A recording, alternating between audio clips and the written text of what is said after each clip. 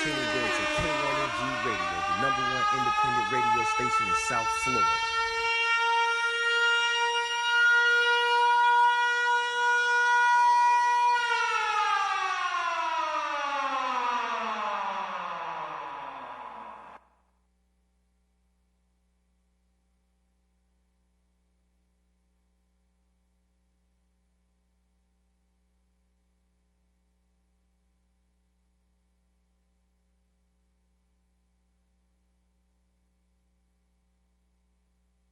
Hey, pause so wavy, pause so wavy, pause so wavy, pause so wavy, pause so wavy, pause so wavy.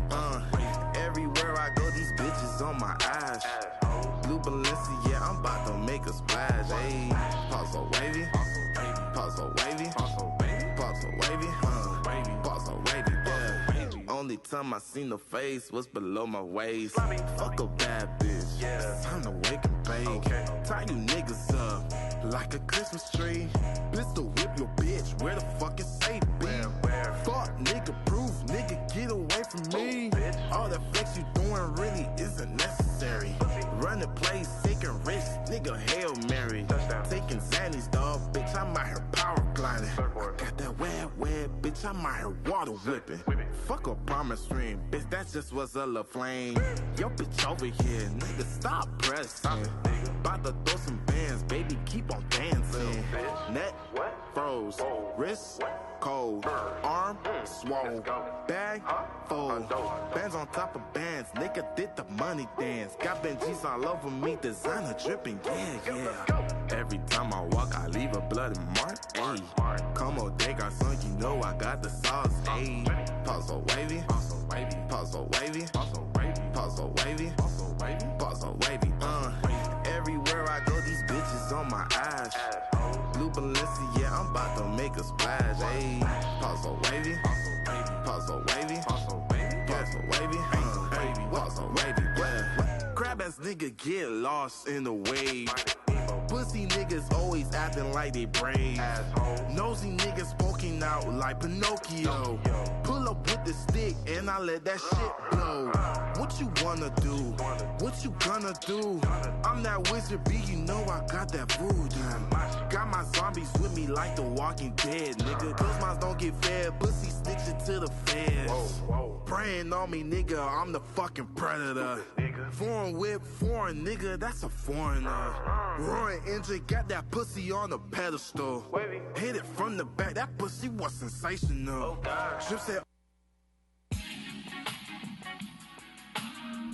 You are now tuning in to K1NG Radio, the #1 independent radio station in South Florida.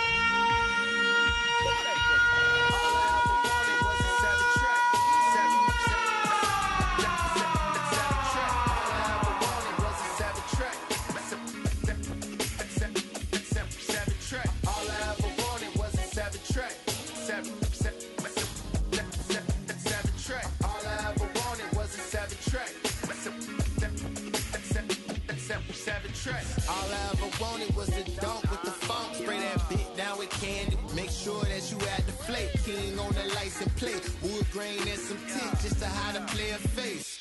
Few Cubans on my neck, you can tell I'm getting paid. Drop the top on them hoes, all this ice, I don't need shade. Hypnotized by them blades while I'm creeping down the block. 9 on my lap cock, AK in that trunk, bitch. Try me if you won't, jit. My vibe don't interrupt it. Can I live? Can I chill? Sipping, spinning the wheel. Ain't trying to do the dash, we ain't got no need to rush. Roll through, start up a fuss. Hating niggas wish they was us. Laughing while we feel like all I ever wanted was a 7-track.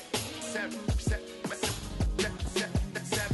All I ever wanted was a 7-track. 7-track. All I ever wanted was a 7-track. 7-track. All I ever wanted was a 7-track. So what it do? I swear all I ever wanted was a 7th grader ride to school. I wanted it on so bad, I went and got me a deuce. I wanted it on so bad, I got the first one I seen. The Dade County street dream came true, ooh wee. Never pressed about speed, I wanted to drive to the Keys. 4-5 on the seat, AC on freeze. Real leather, no pleather, paint wet as the sea. The young niggas in the forest, they ain't second to me. me. Trump beating, the people on my street ain't getting no sleep. Because of this Chevy, my neighborhood forever know me. A real nigga coming through, old school Impala coupe, swoop in the back window, feeling like my Uncle Moose. A game changing, lane changing ass nigga named Billion. I might go put the motherfucking stars in the ceiling, going hard on Collins, leave it parked for the pictures. And fuck these niggas, shit, I dropped it for the bitches, nigga. What? All I ever wanted was a 7-track. 7 track. All I ever wanted was a 7-track. 7 track. All I ever wanted was a 7-track. 7 track. All I ever wanted was a 7-track. 7 track.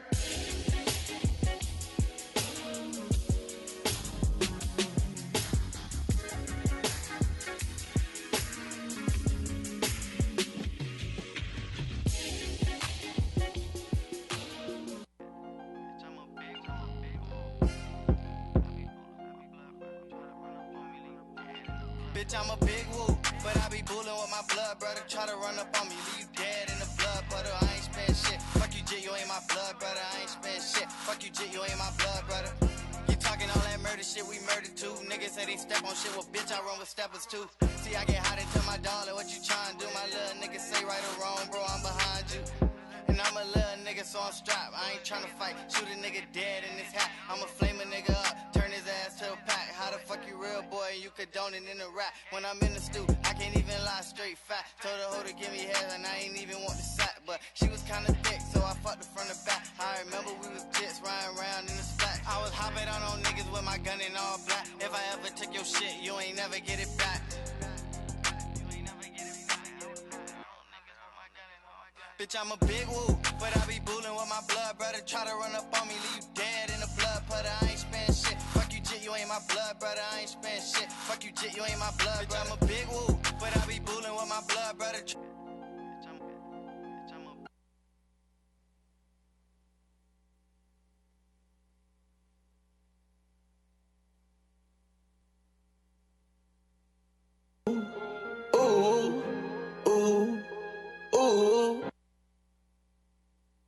Make it bang. You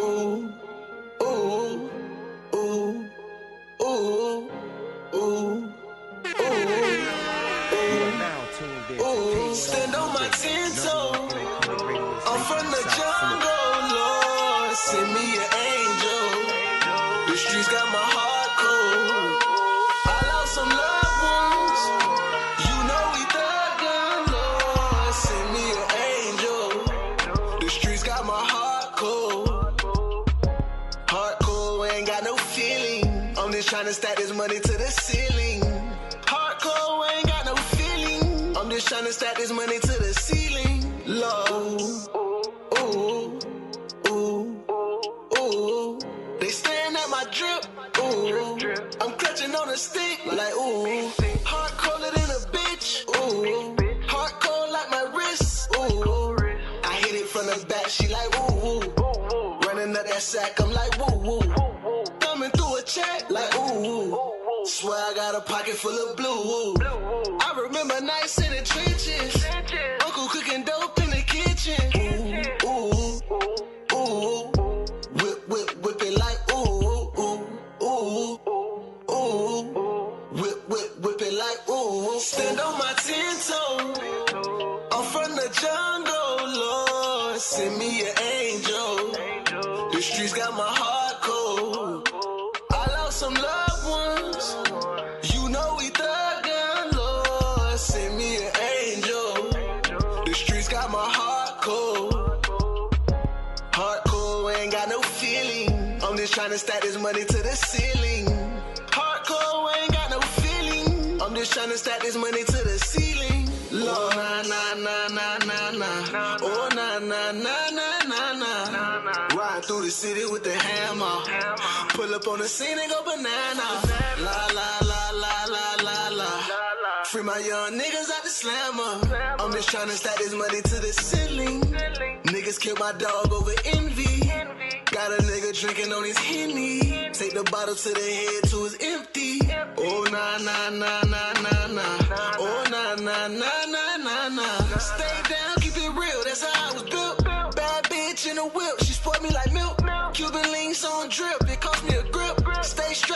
slip, I promise that I'll stand on my 10 toes. I'm from the jungle, Lord, send me an angel. The streets got my heart cold. I lost some loved ones. You know we thuggin', Lord, send me an angel. The streets got my heart cold. Heart cold, ain't got no feeling. I'm just tryna stack this money to the ceiling. Heart cold, ain't got no feeling. I'm just tryna stack this money to the ceiling. Low. Ooh. Ooh. Ooh. Ooh. Ooh. Ooh. Ooh.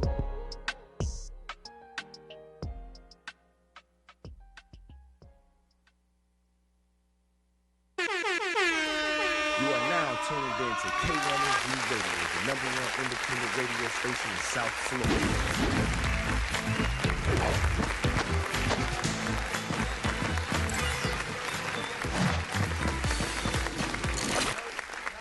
No gimmicks, can't rule over many till you rule over the most important one. Before we start off, I want to give a big shout out to the homie Balt Vodka. This strawberry vodka, make sure you fuck with my people. They in these liquor stores out here in these streets. But listen, I pulled a few strings, called in a few favors, said a couple prayers, and I got somebody in here that I know you know and I know you gon' love. I got the homie Make It Bang 305 in the motherfucking building, producer extraordinaire. Give him some love.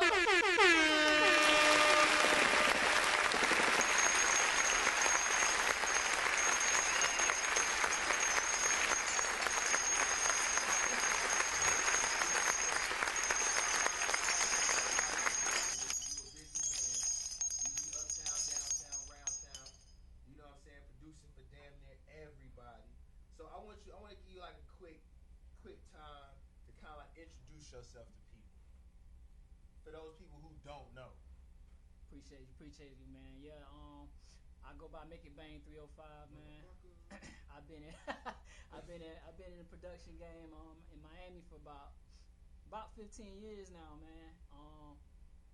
Been through a couple of different companies, you know what I mean? But I produce for a lot of the local artists here, some major artists y'all might not know. But I've been in the game for a little minute, man. I also engineer on the studio, so basically you've been getting checks for a while. Okay. Grinding.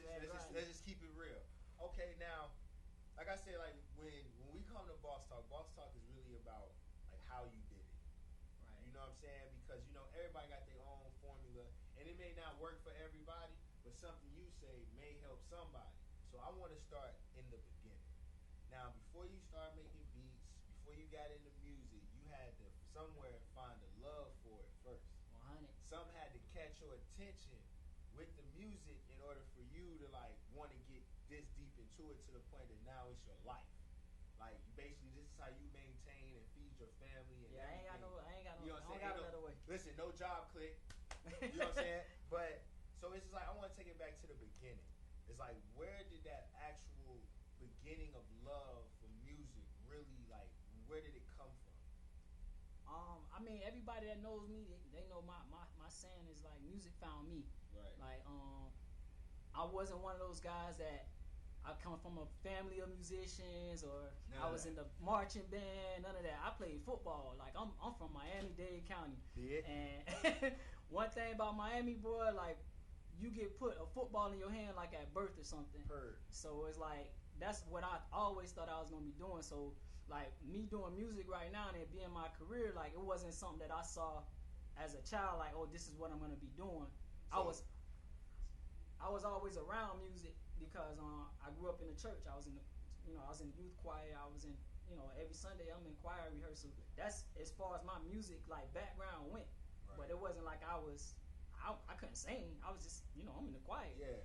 Listen, everybody can sing in church. Exactly. You know what I'm saying? So basically, like starting off, music really wasn't even something you even thought about. So it wasn't even like you would listen to it.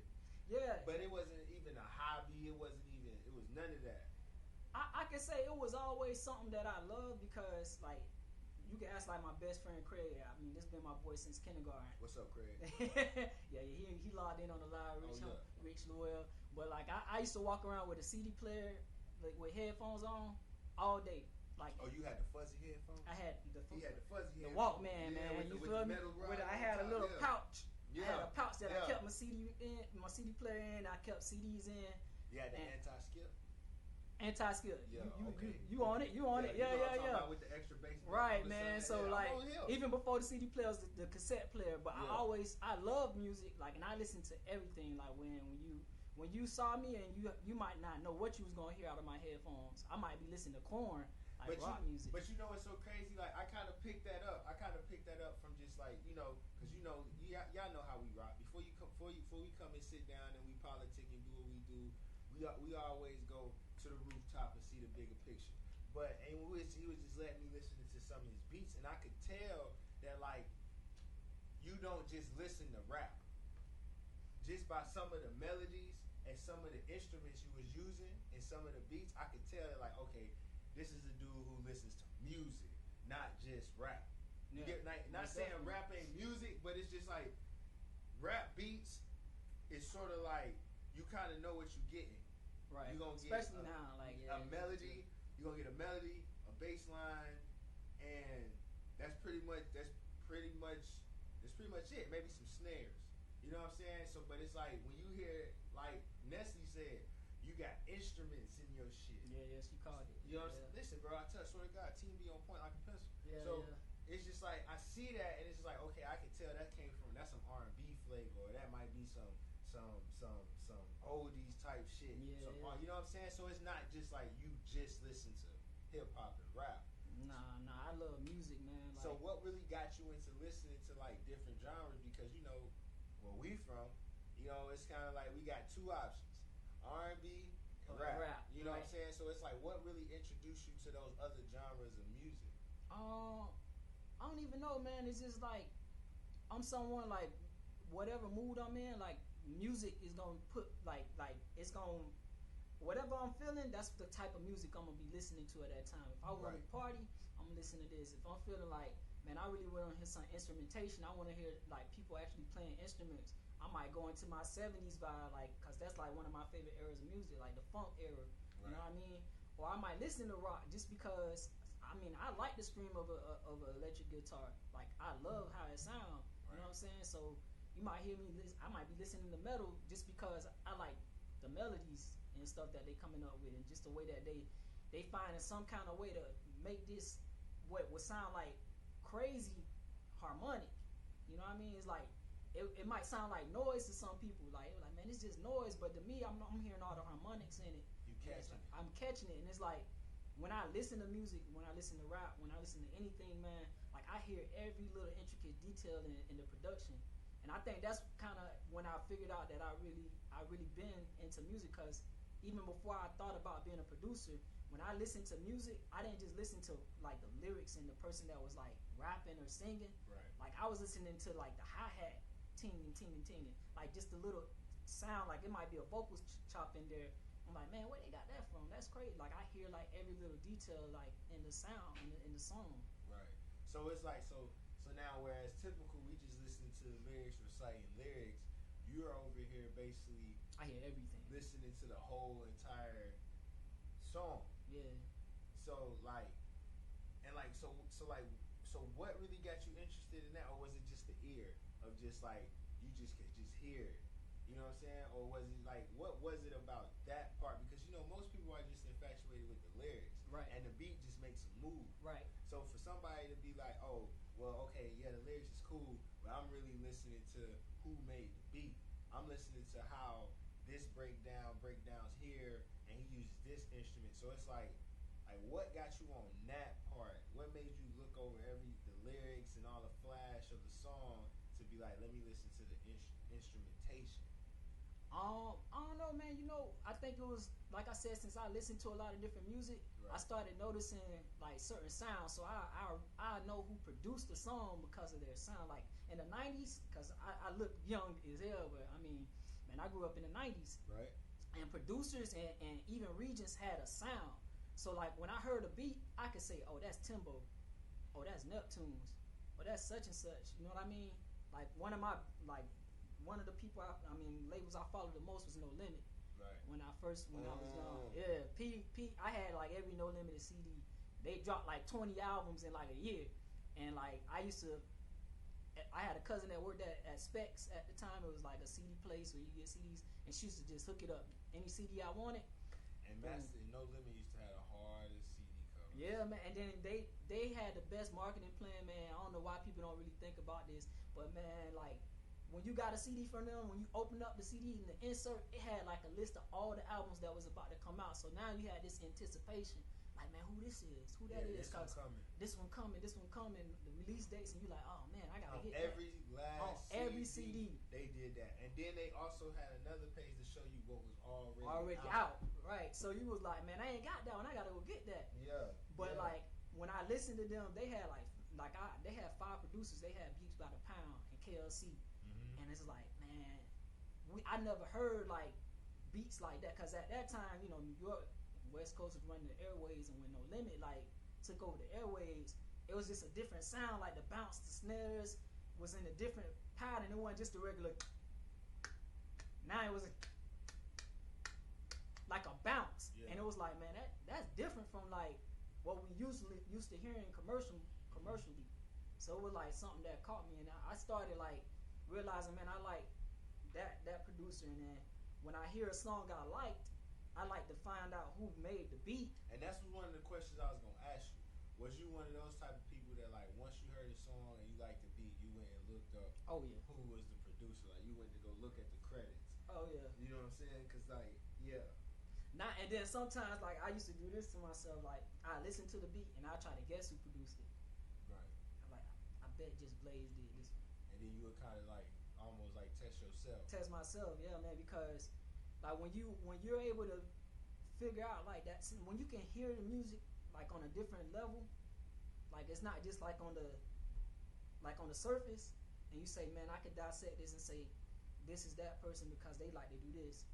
Like Dilla was behind the drums, like his bounce wasn't like quantized, like it was like a little bit behind, right? You know, and then like when you, like I said, with KLC and them, that like them snares would bounce, and then like the dude that really like I wanted to emulate when I first started producing, Manny Fresh. Yeah. Like you knew Manny when you heard the rolls and you heard and the pitching the snares and pitching the toms, and you like, man, that's different as hell, man. Yeah, Manny was different. Man, Manny should be. Manny, yeah. Manny is that dude, man. Manny, yeah. I ain't even gonna tell you, the first time I met Manny Fresh, man, I fanboyed out. Like I tried not to.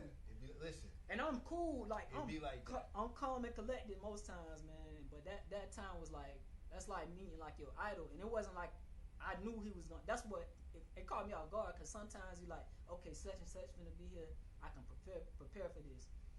Man, I was at a conference, a music conference, A3C, and the hotel we were staying in, we come down in the lobby, and Manny Fresh in the lobby, just sitting in a chair like this, like sitting in, like he normal, and I'm like, bro, that's Manny Fresh. Do you know who you are? like everybody know that's Manny over.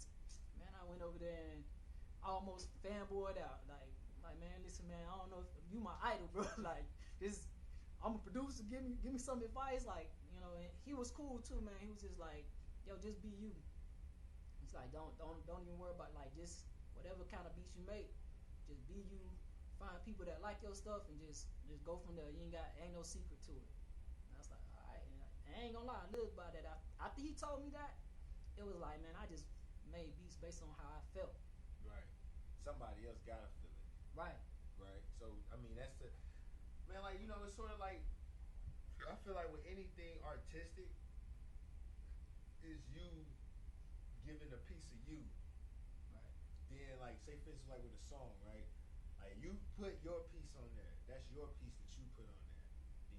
Then then he put his piece on there, meaning the lyrics, right? Yeah. And then somebody comes along and mixes and masters that and puts that together and makes it sound like a song.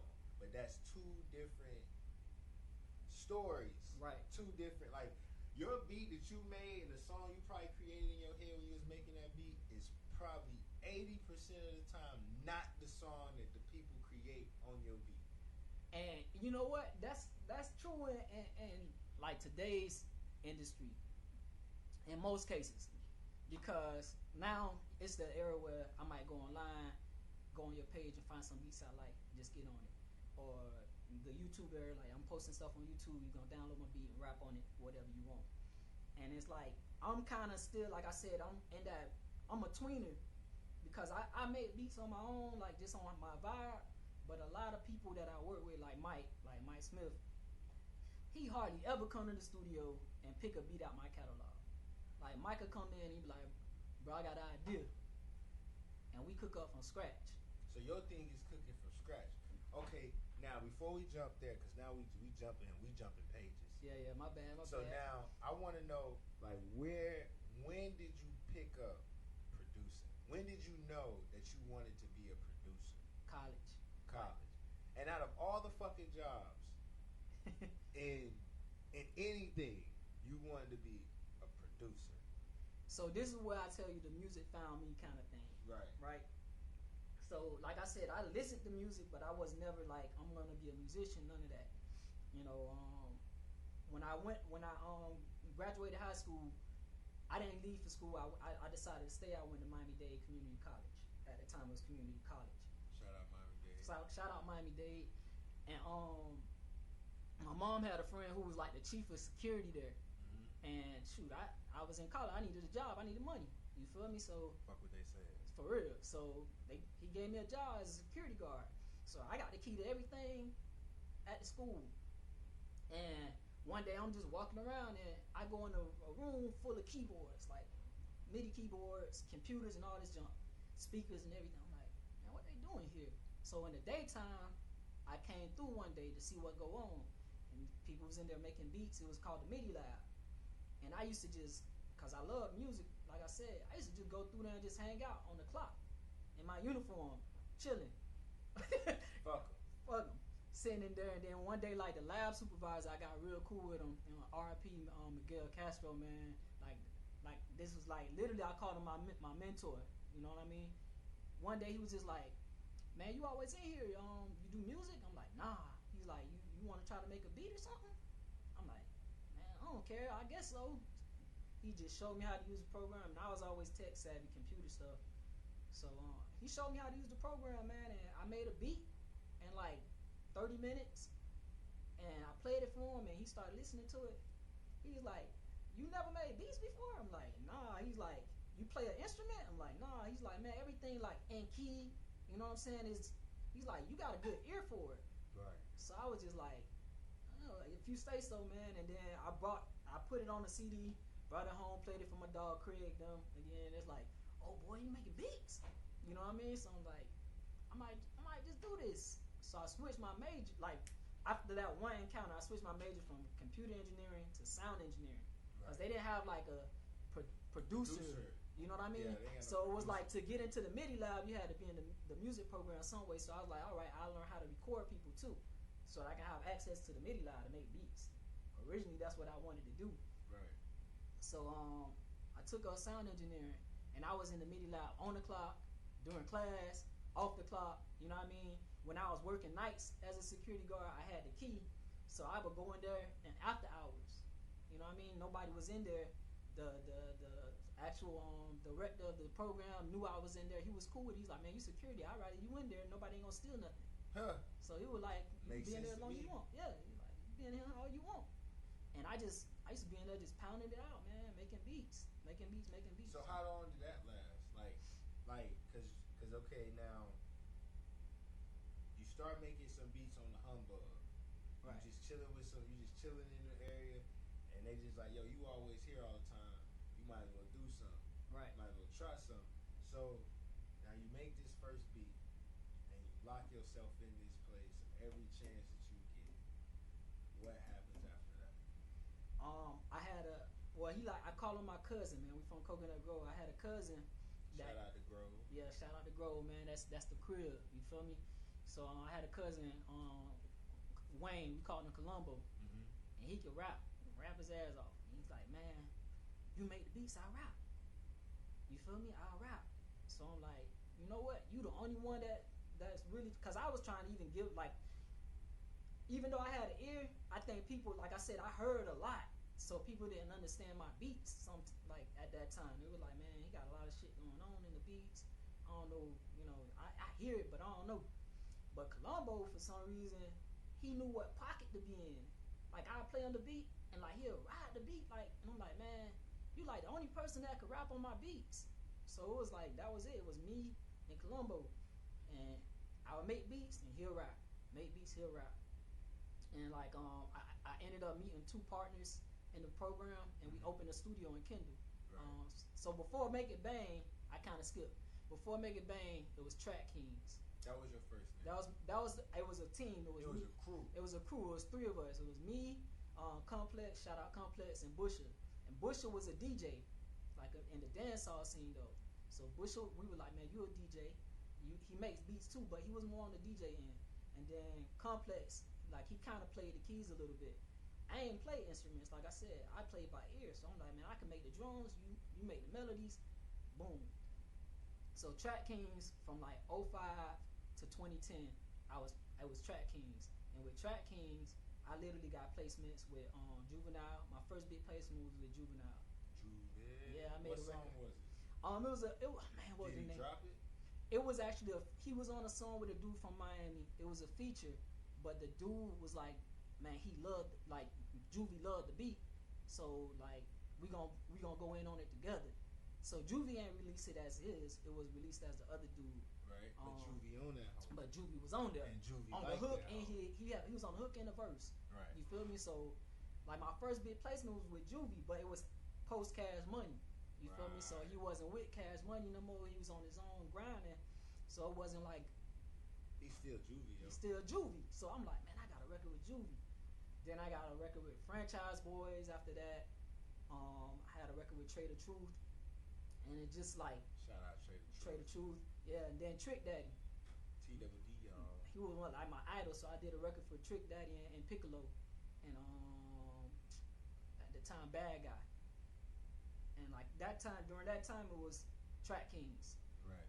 So long story short, with Track Kings, we kind of started having creative differences. Like I saw us moving in a direction that Complex wasn't, cause he was like, we had a studio, we were doing good recording people, but I wanted to make records, and I felt like we weren't making enough records with people. You feel me? Right. And I wanted to focus more on production, not just recording people. And it was just like, you know what, bro? Like I think I'm gonna do my own thing. Feel me? So I ended up starting my own company, Make It Bang. It was just me. Make It Bang in 2010. So that process was kind of crazy because everybody had known me for years for being Track Kings. So now you had to basically rebrand myself, reinvent myself, yeah. And people knew me, but they knew you as Track King. They knew me as a member of Track Kings. So like when they started saying Make It Bang, like who the hell is Make It Bang? Who's Make It Bang? I'm like, nah, that's me. That's my company. And like when I made it, it was make it because ain't nothing given. That's right. So bang is like it's a double. Say that one more time. Make it because ain't nothing given. Right. So people hear and they're like, oh, his beats not. That's why he say make it bang, which is true. But it's not the real reason. I know the real reason. Right. Get your shit together. Get your shit together, man. You gotta make it happen because ain't nobody gonna give you anything. You feel me? Nobody gonna give you anything. So nothing but a hard time. 100. So I was like, I'm gonna rebrand myself, and I'm gonna start this, and it's gonna be me. Like people gonna know it for like my sound, for how I wanna like present myself and how I wanna market myself. It will be just on me to do that. Like I don't really have to answer to nobody or go through a process and vote on it or none of that. It's like me. If I wanna do it, I motherfucking do it. Ain't can't nobody tell me shit. Trust me. 100. Right. So yeah, so it was just a process. I rebranded myself, Make It Bang, and I was still working with Colombo. I ended up like kind of managing him, and we just started like just putting music out, me and him. So how was managing? Managing is something that it's an acquired taste. It's you know what I'm saying? You said an acquired yeah, man, you gotta be it's like something you gotta wanna do. You know what I'm saying? Because it's a lot of work. It is a lot of work. Because it's not just you have someone's career in your hand, and like they might expect something of you, and you're like, nah, I ain't supposed to be doing that, or I ain't gonna be doing that. That's on you to do that. Or you might be like, well, I need you to do this, and they might not be doing that. You know what I'm saying? Not saying that's the case that happened with me in Colombo. It's just a million and one reasons why if you want to be a manager, be prepared. Be prepared, man, and the good managers, like they have like the artist's best interest not their own. Like you have to be able to say, okay, this person's career is in my hand. I'm tied to his career, so I need to make sure he's successful. I would think because most managers, majority of managers work on commission. Yeah. So it's like the more money I make this person, the more money I get. Exactly. So I mean, feel the normal 15-20%. So it's in my best interest to make this person money. So like, what's 20% of $100 million? That's a lot of money. You know what I'm saying? Right. And that ain't just got to be one deal. That could just been like 20, 30 deals that you put together that just added up to $100 million, and you got 10 million. You don't became rich off of helping somebody else get rich. But everybody know you for making the deal. Right. And that's cool because I really do like helping artists and I like helping people. But when you're also, because now I feel like producers are artists themselves. They are. They are, because I mean, shit. You ain't check. You better check. You know those spreadsheets. Yeah, I know. You know that split sheet. They a whole artist too. They get the same. We split this shit down the middle. 100, man. So it's like, if I'm gonna be trying to focus on my career and furthering my career also, it's hard for me to kind of like focus on this other person that's gonna need me to do a lot of things with them too. Right. So like managing is something like you gotta be dedicated. You gotta be dedicated to that. You know what I mean? You gotta, like, what I've noticed, like when it comes to a manager, bro, like a manager is just like, when it says manage, they manage everything. So that means they manage your life. They manage scheduling. Like, so it's like a lot of times when people get with managers, I feel like a lot of times, like I had to learn it, people get in their own way because the manager, like you said, they got their best interest in mind. Well, they're supposed to, right? So if your manager tells you, yo, you should stop eating 5 Twinkies a day, you should go to the gym today, or maybe you should stay at home and not, you know what I'm saying? Whatever the fuck it is, managers tell motherfucking people. You feel me? But it's just like sometimes people don't want to listen to that. Right. You know what I'm saying? So it's like that makes the job even harder. And then what makes it hard too is just like you seeing the potential in somebody who doesn't necessarily see it themselves. Yeah. And that's the most frustrating thing in the fucking world. Yeah, it is, man.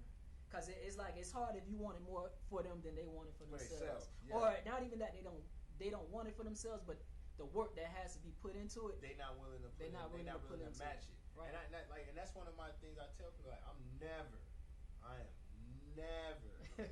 swear to God, I will never work harder than you for your shit. I better not. It don't make no sense. Like literally, like if it's your shit, I feel like you should set the pace. Right. So everybody should know how you coming because this is how you. Everybody know how they should come because they see how you come. 100. If they know you head first kamikaze on every fucking thing, they gonna be head first kamikaze on every fucking thing because they know that's the precedent you done set. Right. You feel what I'm saying? Everybody gonna follow that lead because that. I mean, if you're an artist, and I tell like all the artists this, man. If you got a team of people that believe in you and behind you, you gotta set the bar. Yeah. Like they're gonna work as hard as you working. If they see you grinding and pushing, they're gonna be like, "Yo, I gotta keep up. I gotta go hard. Cause he going hard." If they don't, that means they're not supposed to be on your team. That mean they leeching. You feel me? So it's like if you see yourself going hard and you see that one person just kind of just along for the ride, then you kind of know what you gotta trim the fat. You gotta do what you gotta do. You gotta do what you gotta do. Right. Do what you gotta do. But you'll never be able to see that if you're not pushing and going hard. Yeah, because you're gonna notice. And the reason I can say this now is because like I really been going like stupid hard these past like 3 years, and it was just like you could tell who really want it, and you could tell who just kind of doing it. You You know what I'm saying? Like, they just doing it. It's the difference between doing it and wanting it. Right. You know what I'm saying? Everybody want it. Everybody want it, but everybody want it. Doing it. Right. And then doing it, are you doing it consistently?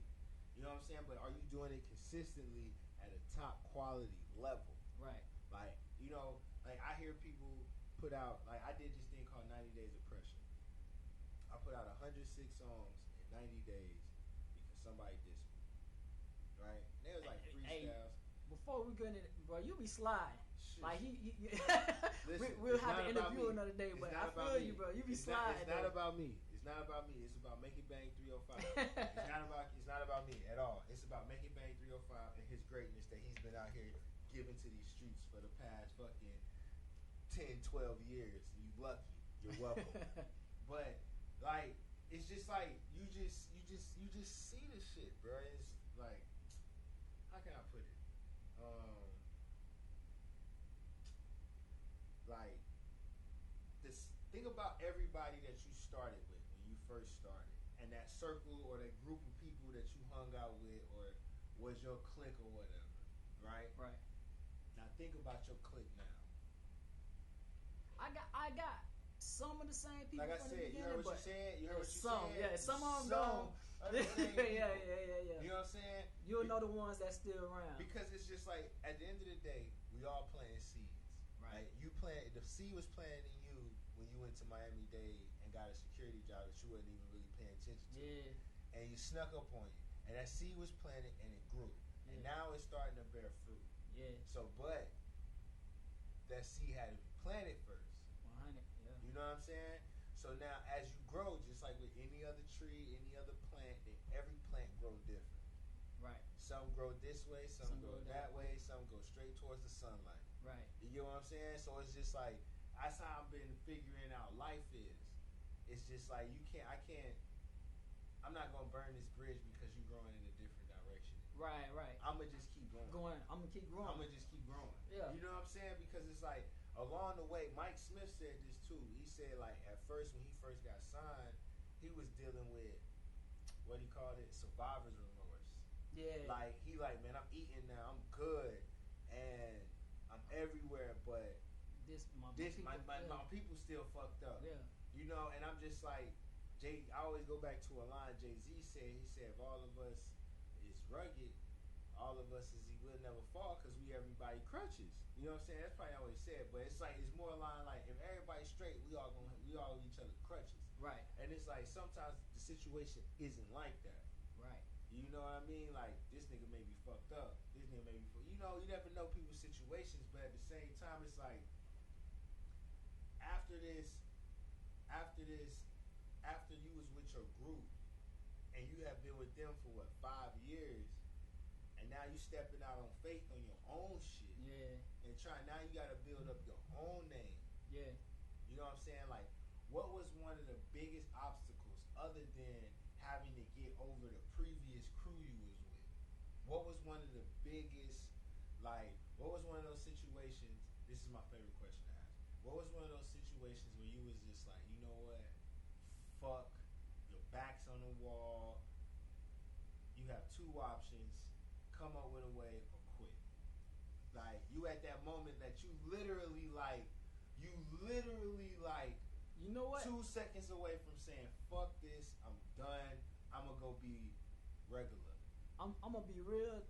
That's one of them things that come up because everybody's in this for not just one thing, but everybody's in it because they wanted to be their sole source of income. They wanted to be something they do to pay their bills or whatever it may be. Like, this is what I want to do. This is what I love doing.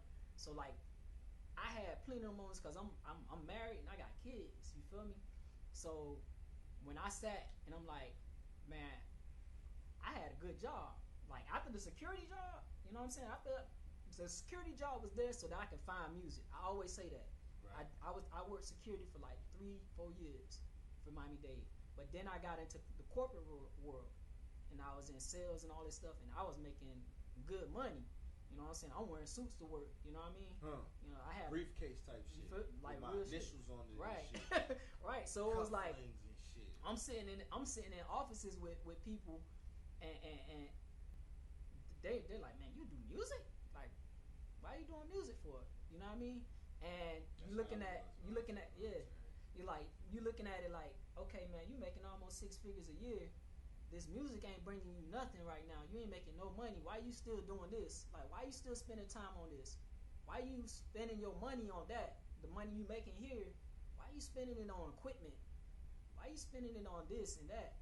And it's like, you get to that point where some of that starts seeping in, like, yo. Yeah.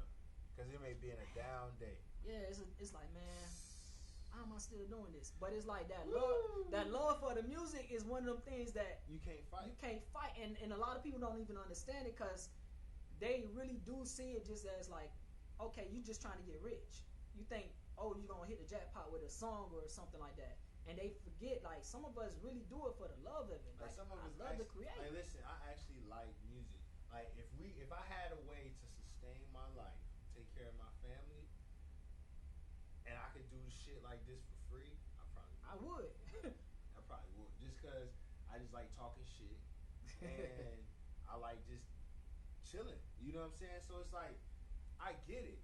It's like a lot of people want to take that advantage because a lot of people, you see this as a job. Right. And everybody doesn't see it as like a craft. Right. You know what I'm saying? Because like a lot of people, like, it's just so easy now. I tell a lot of people you can tell the ones that they really love the process and they love creating music, and they 9 times out of the 10, them are some of the most successful people in the music industry. The ones that really do it out of the love, you know what I'm saying? The money's gonna be made, right? Because if you make good music, the money gonna come.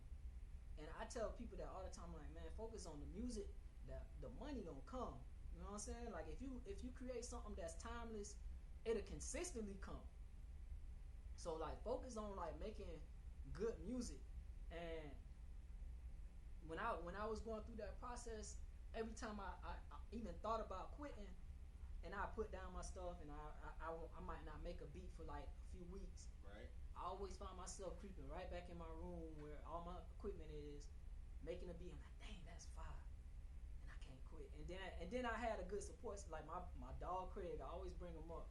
Shout out Craig. Hey, you know what? Your Craig is my homeboy Night Night. Everybody got a Craig. My homeboy, his name Night Night. Shout out my nigga Che Boogie. But Night Night was one of those people. Night Night and Bobby was one of the people that was just like, anytime I was like, man, fuck this. They're like, man, what the fuck you talking about, bro?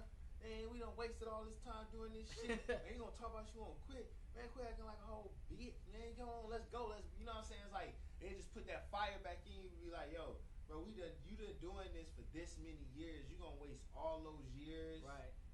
For what? Right. Man, Perspective. Craig was he used to be on my ass, man. He used to be like one of my biggest supporters when he like, man, you the rawest nigga in Dade County. They don't know it yet. Like, bro, you one of the rawest producers in Dade County. They don't know it yet. You just gotta keep doing it, bro. Like, you can't quit, dog. You can't quit, dog. To the point where he making beats now. You feel me? Yeah. He on my team. He a dope ass producer too. Like when you got something like what music does, or even anything, like even if you're in fashion or whatever you do, if you got real homies that really support you, what you do start to like seep onto them. It's gonna rub off on them. It's gonna rub off on them. But listen, so I got a question on our IG Live from Untamed 305. Oh yeah, I know Untamed. And it said, are you with a PRO? Yeah, I'm with ASCAP. Everybody should be. Now, wait. Now I'm gonna need you to drop a jewel. Shout out Fine Line recording. Now listen, I'm gonna need you to drop a jewel. Enlighten these people on what a PRO is. A PRO. Producers, motherfucking listen. Producers and artists, man. It's a performing rights organization, man. So you need to make sure, and that's the other part of it, man. Y'all get y'all business in order. It's great. Hold on, repeat that one more time. Get your business in order, dog. Hold on, one more time. Please get your business in order. Because you can't make no money. You can't make money without this, man. Listen. If your business ain't in order, man. You can't make no money. Can't make no money, man. And it's two major ones that it's either you're going to be part of It's really 3, but the 2 majors in the U.S. and the States, BMI and ASCAP. You talking about the third one being CSAT. CSAT. My boy on his, you know what I'm saying? He know what he's talking about. Man, it's not about me. It's about making bang. But 100. See, and then you see, like, I'm a producer, man. The only way I'm gonna get paid is if I get my shit. This is also another jewel I want you to bestow upon everyone is what now with the performing rights. When you sell your beat, right? Mm-hmm. I want you to break down lease. Wait. Listen, listen. This is everything I do. You see what that says? Right. Home of the independent artists. So 100. this is about niggas. So independent artists mostly sometimes don't know what the fuck they doing because they just starting out. They got a whole lot of questions. They're just trying to go with the flow and they just trying to figure it out as they go. Right. So now I want you to explain to these people as one of those producers who have done this at every peak of the game. Like you've done it with the top dogs of the top dogs. Yeah. So it's like, how is it that you make your money? Break it down to the lease, the exclusive rights, and then whatever else it is that producers do. I'm gonna be real. This lease thing is like that new generation, right? Leases ain't exist when I first started making. What is a lease? What is it? I'm still trying to figure it out. Listen, I'm telling you, I'm still trying to figure out what a lease is. A lease is like Blockbuster. If you know what Blockbuster, okay, go ahead. Go tell them what a lease is, bro. Tell them what a lease is, or what you know a lease is. A lease apparently allows you guys to utilize the beat, but you do not own it exclusively. So that means that you're paying the producer to be able to use the beat, but he's still able to lease it to other artists, and they're also able to use the beat. Now, pause. So you're telling me a lease, when you lease a beat, I could get this beat, make the song, put it out, now it becomes top Billboard hit, but 6 other people may have this same other beat. Right, and then here go the kicker. Let's say you lease the beat, all these other people lease the beat, and then Joe Blow come and buy exclusive from the producer. Now Joe Blow buys the exclusive rights to the beat, and he says, it's my track now. I want to cease and desist on everybody that's using that doggone beat. It doesn't happen often, but it's happened because I had to do it before. That's why I stopped leasing. The dude could say, I don't want nobody else to have that beat. I want it pulled down. The guy with the exclusive right contract has the rights to that, and he can do that. That's his property. That's his property. Now, wait. Now, a lease is basically you're renting it. You renting it. Now, exclusive rights mean you own it. Now, when it comes to the exclusive rights and owning the beat, now, how is it that the producer makes their money on selling off their rights to the beat? So the producer never really sells off their rights to the beat. That's what I wanted you to get to. So this is what gets confused when somebody buys the beat exclusive. They think that when you buy the beat exclusive, that means like now the producer can't make no more money off of the beat. What I paid you up front is what you getting. Lies.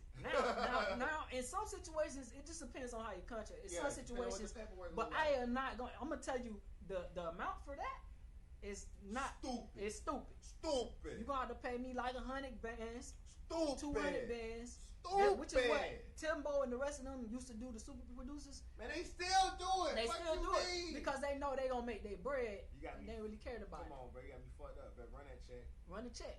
So it's like if I sell you a beat exclusively, all I'm saying is I'm gonna take this out of my catalog.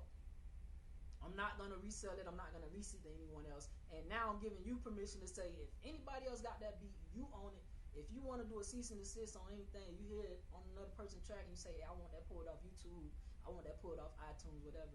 You got the rights to it. You the exclusive rights. And can't nobody say shit. And they can't say nothing. Can't nobody say shit. And they can't get back at the producer like, man, how come you leased it?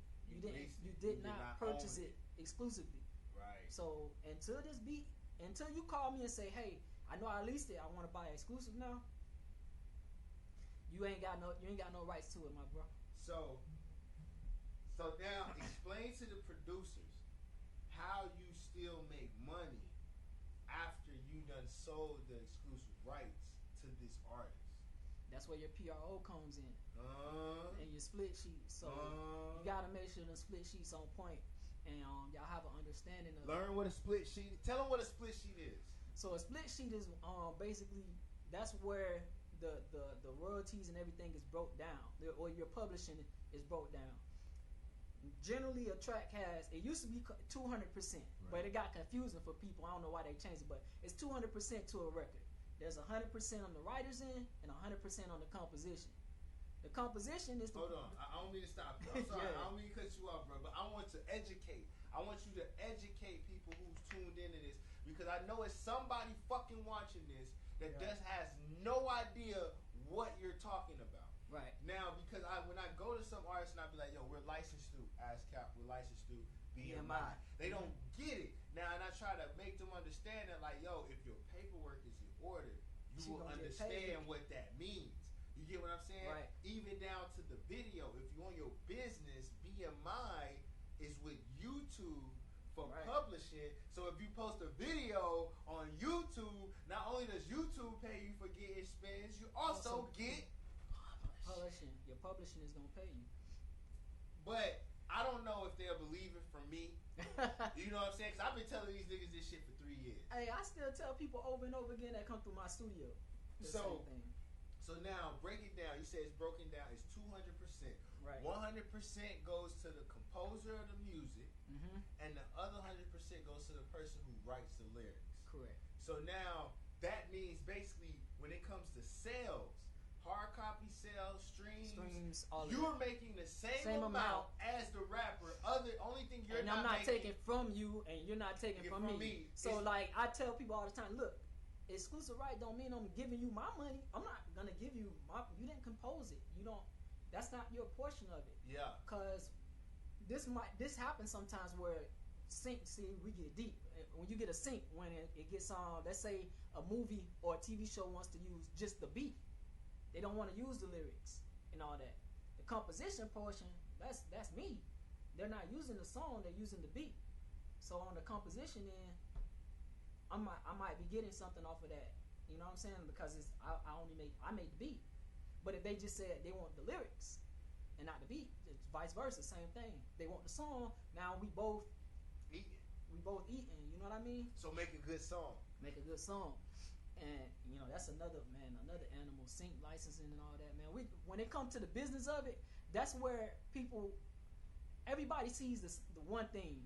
You rap, you're gonna make some money off of the shows and all this, but they don't know how you really make money in the industry. They think I sign a deal, I get a check, now I'm rich.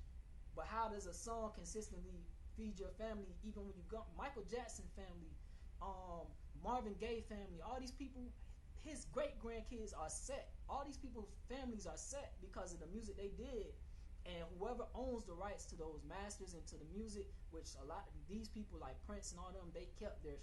You know what I mean? They own theirs. So ownership. So exactly. So when they finish it, nothing like you rap niggas. I own all my masters, nigga. Exactly. When you gone, your family can still eat off of what you've done and survive off of shit you did 40 fucking years ago. Cause listen, I guarantee some of you nasty motherfuckers still listening to Marvin Gaye. Let's get it on. And they still eating and you feel me? And he still gets sampled. And y'all niggas sampling the shit. Yeah. So it's a million. So basically, what I wanted to get it, cause I know this shit. Right. You feel me? But like I say, I can tell. Niggas don't be listening to me for some reason. Like I don't know what the fuck I'm talking about. But I'm like, I wanted to be able to break it down to people from both sides of the board. Right. The person who's behind the board and the person who's rapping in front of it. Right. Because at the end of the day, you can't have one without the fucking other. Right. You can't have a rapper without a producer. You can't have a producer without a rapper. Just like you need the DJs as well. You feel me? So it's like all of it goes together to make something perfect. So, and I wanted to educate people on that because it's a lot of people who don't know about the difference between a lease and exclusive rights. And the music business, man, is not black and white, bro. And I learned about leasing and exclusive rights from one of my producer homeboys that I've been knowing like 10 plus years, named Graven, a producer from North Carolina. We was in the military together. Yeah. And he been making beats for me. He made the 7 Trey beat, matter of fact. Oh, the one with Bird. With Bird. He made that beat. Like, that shit hard. And that's my dog. Like I've been knowing him since he like first started making beats. Right. And it's just like he told me, it's like, hey Zoe, because I was like, hey yo man, how much you would charge me? This is in the beginning of our friendship. I'm like, yo, how much you would charge me to lease the beat? And he was like, bruh, you shouldn't do that. Yeah. And I'm like, why? He was like, cuz all you doing is paying me to borrow it for a while. Yeah. And then I'm gonna sell it to like 8 other niggas before I even actually sell it to somebody who gonna buy it, and then he gonna take it from me. He told me the game right there. Yeah. And remember, this is me and him just now knowing each other. He's like, bro, you should just stack up your bread and just buy the beat. You feel me?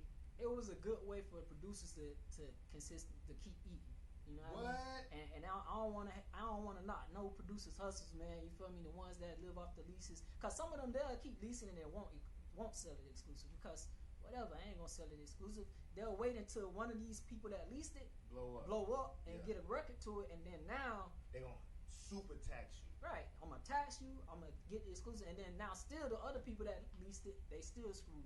You know what I'm saying? But I mean, I operate a little different, man. Like, I don't even do leases. Like, I work with people budgets. I be like, man, listen, let's just figure out how you can get make this work and get it exclusive. And that's what and I'm gonna be honest with you, that's what I be trying to do up here.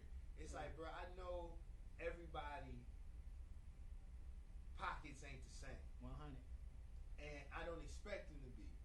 But at the same time, bro, as a producer, you know, I know, ain't shit in the entertainment business free. Nothing. There's no such thing as a free trip to Hawaii. Listen, man, I gotta pay rent at my studio. Bitch. Gotta pay rent at my crib. Bitch. I gotta pay for equipment when it get messed up. I gotta buy new equipment. I gotta stay up on software. I spend money on a lot of stuff. Like, I reinvest in myself. So just like you're purchasing a beat, I purchase things to make sure that I'm consistently giving. Like, I get sound kits, all kind of stuff, just to make sure that I'm. Listen, I be trying to tell people the internet alone for this radio station is probably matching some people's rent. I believe you, but just that business internet streaming. You understand what I'm saying? So it's just like it's not that I don't want to show love. Right. It's not that you don't want to throw a bone to a nigga. It's just like at the end of the day, bro, you pay full price for them Jordans. Right. Pay full price for me, my nigga. Pull up in the SRT. You know what I'm saying? Listen, bro, Come in with your jewelry on. I swear to God, I told a nigga this shit yesterday. Cause I told him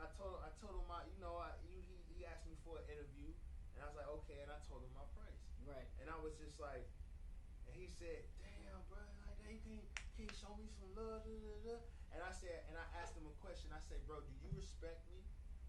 And he was like, what you mean? Of course I respect you, Zoe, man. He like, big bro, man. Of course. I was like, you can't respect me. I was like, if you did, you wouldn't question my price. Right. You would respect it.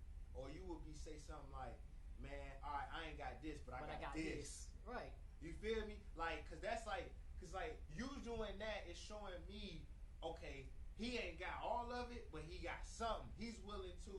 If I know you willing to invest in yourself, because that's the hardest thing to do for anybody who's independent. 100. Because money matters. It don't matter if it's a fucking dollar. Right. Every penny matters. So it's like it's hard to let go of money. Right. When you know, like you said, I got a family. Right. I got a kid. I got an old lady. You know what I'm saying? So it's just like. But you know what the catch-22 to that is, man. Not even catch-22, but what kind of bothers me sometimes with that. Cause I'm one of them people that I'm different, bro. Like when you come in, I ask, yo, what's your budget? Like what kind of budget you working with? You know what I mean? And when people used to ask me that, I used to hate it because I never understood it because I never had a fucking budget. Right. But I never had a budget because I never knew what a budget was. Right. But you should, because it's like you should know how much money I'm finna put into getting a cover, how much I'm finna put in, what I'm gonna need to be able to put this on all the streaming platforms, what I'm gonna need if I gotta pay a DJ, or if I'm finna do a show, or if I'm finna do a single release or album release party, if you got a budget for all that, if I'm gonna be doing 7 tracks and I'm finna get this many beats, this how much I'm allocating towards production. I got this much to buy this many beats. So I need to find producers that I can work with that can work with my budget, or you know what I mean? Yeah. And it's like, it's stuff like you gotta look at yourself. I tell all the artists, you are a walking business. It's a reason why labels and all these people throw money at these dudes. You're a business, you're an investment, all this stuff. So you gotta treat yourself like a business. A business don't just start up and don't have no idea where they finna put their, like, how their money's gonna be spent. Right. I know if I'm opening up a restaurant, I need to know how much I need to buy all the supplies and all the stuff And to feed people, the food, the and sanitation shit. Exactly. So it's like if you're not looking at yourself that way, The bigger picture. if you're not looking at yourself that way, then you're not that serious. It's great. Everybody has a talent when it comes to this. Like whether you be really good or mediocre, whatever. Everybody got some. Everybody got some kind of talent. So you can't just say my talent is gonna pay for everything. It's not. And you know what? I tell artists this, right? This is my favorite thing, and it's crazy. I tell artists like I'm not one, but I tell them, I was like, everywhere you go, leave a stage. I was like, bruh, you came up here and you performed. That's cool. I was like, bruh, but I swear to you, as soon as the next artist goes up there, I done forgot about who you was. Behind it. You want to know why? Because it's 1,000,001 people that want to do music, bro. Yeah. So it's like, what's gonna make you stand out more than that nigga? Bro, I went to a conference recently. The number might be different now, but they said something that I figured, but it blew my mind. Spotify gets 14,000 songs uploaded a day. Come on, bro. A day, nigga. A day, and bro. that's probably up. That's what I'm telling you. It's 28. probably up. 14,000 a day, bro. What the hell make you think that just because you hot, somebody gonna find you in that needle in the haystack? 14,000 songs. And then we living in a industry now where it's even easier for y'all, bro. We used to have to slang CDs. They used to have to hit the road, press up their own CDs, have a budget for that anyway, just to make duplicates, inserts, all that. Go pass them out and hope nobody don't frisbee your shit. You know what I mean? Now y'all literally could push a button and y'all shit all over the world. Heard. All over the world. And it ain't that expensive to do it. But then once you put it up, like this is what I tell people. That's not where your budget goes. Your budget should go to how you gonna promo it now. How you gonna market it? How you gonna market it, bro? It's so easy now. Okay. I hate to stop you, bro. Yeah, but like I go said, ahead. we gotta take niggas to school. I won't drop nothing but jewels. 100. Nothing but diamonds. Yeah, right? 100. So it's just like now I want like to break down the difference in between, you know, marketing and promotion. Those are two different things that people get confused. True. Right? Marketing is more of a strategy. A strategy, right? Promotion is the action of What you the doing in strategy. strategy, yeah, right. You get what I'm saying? Like everything has that, like you said, when you do your budget for your production, you do your budget for recording, you do your budget for the art, the videos, that's called making a strategy. That's called a plan. Gee. Once you make the plan for how you're going to make the music, the second thing, if not before the music is made, is the way you're going to push this shit to make 14,000 other people overlook so they can watch you. So you got to think about that. You going against 14,000 songs a day is put on Spotify. So what is it about your song that's going to outdo Future, You're right. Drake, the niggas you know? Not even talking about the niggas who famous that you don't even know. Right. It's people out here that's really making real money off of music that don't nobody even know who the fuck they are. 100. They just known in they little cult following of people that follow them. Right. But they coming home with $20,000, $30,000 every quarter, every month, every 2-3 weeks doing shows, 5-6 bands a show. Man, but you don't know. That's another Because thing. they business in order. Right, man. And people get so hung up on if they major or if everybody knows them. It's dudes that literally are living off of music. Cause it depends on what you trying to do. Like if you want to just Tech 9. Yeah, Tech 9. Thank you, bro. Tech 9. You feel me? Has Tech 9 never been signed. Never been He's signed. He's been independent for 20 plus years. And he eating. Stupid. Even Currency eating right now.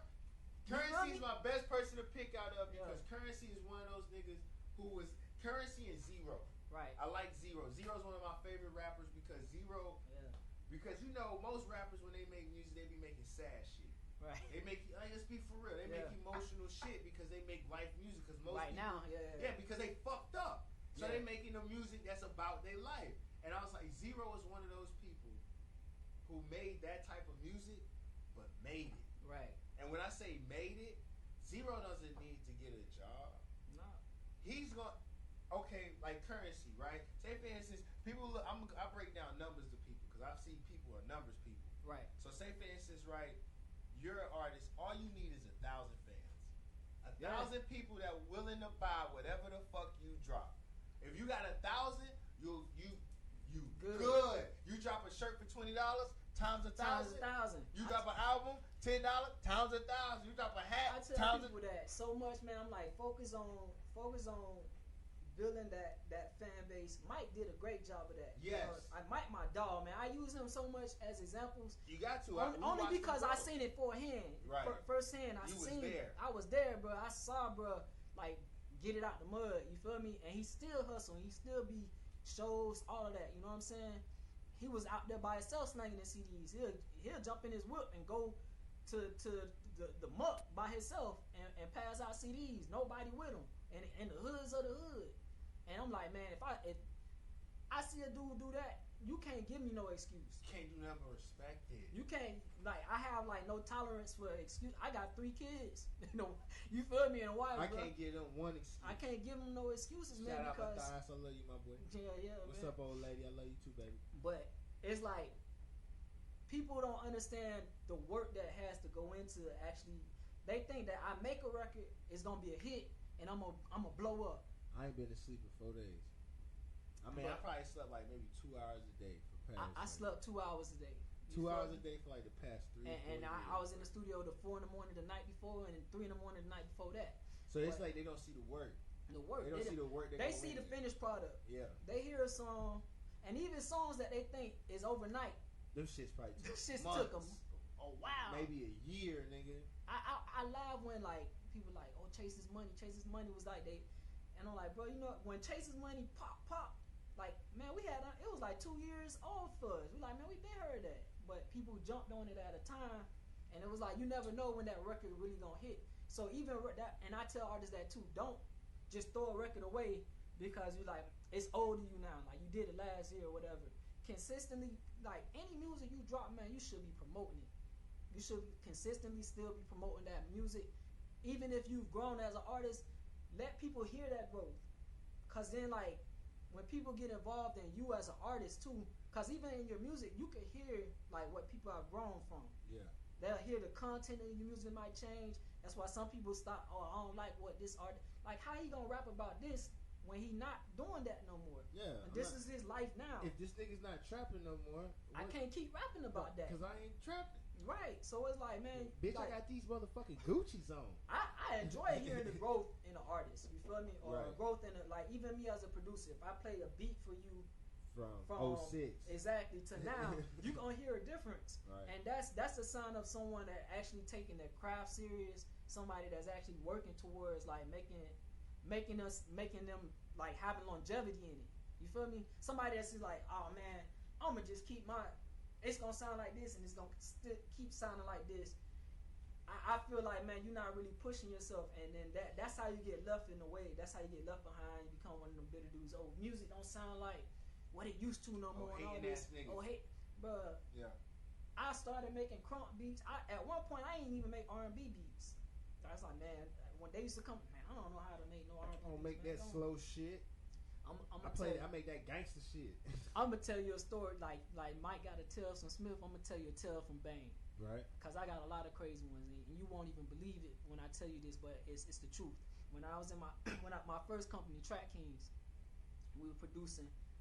We started producing, and we met a girl from Orlando. She was part of the radio station and all this stuff. And she was like, "Yo, I got this artist. He dope, man. He need beats, and you know, he got this sound and this swag. I'm gonna send you his stuff. You know what I'm saying? I want to see if y'all could work with him." She sent it. Me and my dogs listened to it. Mind you, this kind of the crunk era, like transitioning and stuff like that. That's the kind of beats we made. So when we heard it, we like, man, I don't know what this is. I can't do nothing with that. I don't know I don't know the dude. You feel me? We don't know nothing. A year or two goes by. It's Drake. I kid you not. Ask my dog Craig. This real facts, bro. It's Drake. It's Drake. Like, I had early Drake stuff. I had the opportunity to produce for Drake early in my career. And it's not even like, oh man, I fucked up the opportunity. It's just that I hadn't grown enough as an artist. I wasn't ready yet. But it was something that when that happened to me, boy, I was like, I said, listen, boy, I'm finna make everything. I'm finna learn how to make everything. And when you hear my like, I'm tired. Ask my dogs, man. This ain't no bullshit. This ain't no lie. This ain't no me. Nestle, did you hear that? This real shit, bro. Like the artist ended up being Drake, and we like, damn, what the fuck? You could have been with 40. You know what I'm saying? But it was like, it was supposed to happen. It was supposed to happen like that because that changed my mentality. Cause back then I was still young. I was like in my early 20s, and it was like, I'm gonna make these type of beats. They ain't fucking with my shit. They ain't, you know, making gangster shit. That's when I started catering to artists. Yeah. And I was like, I'm gonna make what they looking for. I'm gonna listen to their shit. Like, if an artist come in to me and ask me, hey man, I want you to make some beats for me, the first thing I do is I go and, hey, you got some stuff? Let me hear some of your stuff. Now I'm listening to your sound, and I'm gonna say, okay, how can I blend my sound with what you're doing? How can we come together and collaborate and make something together? So it's like, it changed my mentality when it came to like production. Right. And I'm not a beat maker, and like, that's one of them things. You make beats. Break it down. What's the difference between? Because you told me this at the studio. What's the difference between a beat maker and a producer? A beat maker can give you a beat. You feel me? Like, they make beats. Like, it's gonna sound like this, or it's gonna sound like them, or whatever. Right. A producer can take what you're trying to get across and bring it to, like, cause you can't make the music. That's why you coming to me. But you might have the music in your head. Yeah. You might have an idea, but you don't know how to create it. Like so, Roddy Ricch with the exactly real shit. So it's like, since you can't do that, I'm here to do that for you. Right. So we gonna come together, collaborate, and make it. You know what I'm saying? Make that happen. So a producer is able to bring your ideas to life. Right. You feel me? And it's nothing against beat makers. There's dudes out here that make great beats, and they beat makers, and they can make a good living, and they can make a hit record by making beats. And then you got guys like the Timbalands, like the Neptunes, who produce. Bitch, you gotta record that with me. You feel me? Come through. I gotta make sure you do my shit right. Bro, listen, like Mike Smith, who won't smoke? Yeah. Mike came in the studio. He was like, bro, I want you to flip this James Brown sample. I'm like, all right, which one? Oh, I want that super bad. You heard super bad before, and again, like I said, I listen to everything. Oh, I know it. Boom. Went in. We in the studio. I get the beat. I hit a part of the beat that I want to sample. Boom. Pull it up.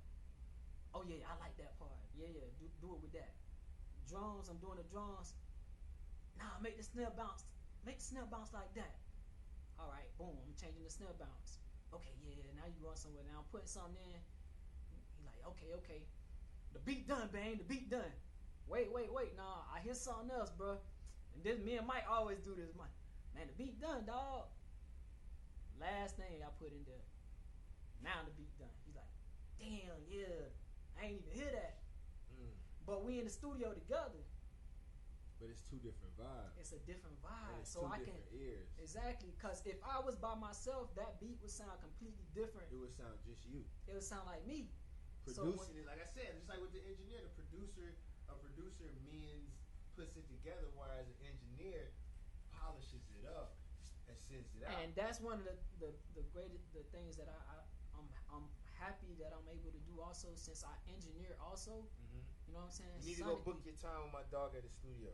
Yeah, appreciate Shout it. out my dog at the studio. Make sure you let him know your studio, where to come, how to book. The Live Studios, man, right in Miami Gardens, man, not too far from Tootsie's in the office. So after you finish making your beat, you go over to the strip club. You feel me? And see if that shit jumping. See if it's jumping, if it's bumping. I'm not gonna lie to you, it is cold as fuck in this motherfucker. Hey Nessie, can you bring me my coat, please? I'm about to put my hoodie on. Listen, I thought I was the I've only been one. trying my best. I'm trying not to shiver in this mug. It is cold. Listen, I don't know what's going on in the Wells Fargo building, but them niggas said, fuck y'all, ain't no heat in this bitch. They acting like it ain't cold outside, yes, boy. Yes, they is. Yes, sir. Shout out to Live Rats. Shout out to Live Rats. That's my squad, man. So, yeah, so my studio, the studio is the Live Studios. And, it don't get cold like this down here, man. It ain't supposed to be like this. We in Miami. This shit. Yikes. But I with the Live Studios, along my journey, like I met a bunch of dope producers, you know, as I'm doing this and stuff, and I met a lot of dope engineers, writers, artists. So like as I'm meeting these people, like the ones that I vibe with, like we started to kind of come together. Right. And I was like, man, you know what? I want to start a team just like how they got the 808 Mafia and all these other Neptune. You know what I'm saying? Like, cause I know how strong like a team is. You know what I'm saying? Like one person. It's so much better with a team. Yeah, I could try to lift this whole table by myself, but if I get three other people, it's easy. You feel me? And like I just we use 4 people, by the way, to bring this table. I bet, bro. This ain't no slack right here. We use 4 people to bring this big ass table in. Yes. But it you know, I met some dope producers along the way, and you know, we all came together, and we all kind of got the same kind of vision, and we all respectively work on our own stuff, but we're a team, and because the studio's named The Lab, it's only fitting we became The Lab Rats. So like it's not just me. I got 3, 4, 5 different. Well, it was some of them that was in there when when you came through. It was a few of them in there in the other room. Listen, y'all, I be outside. Listen, I be outside. I know y'all don't really be seeing me like that out here in places and shit, but I do be outside. I just don't be mingling. Yeah, my boy pulled up. He pulled up. I be outside.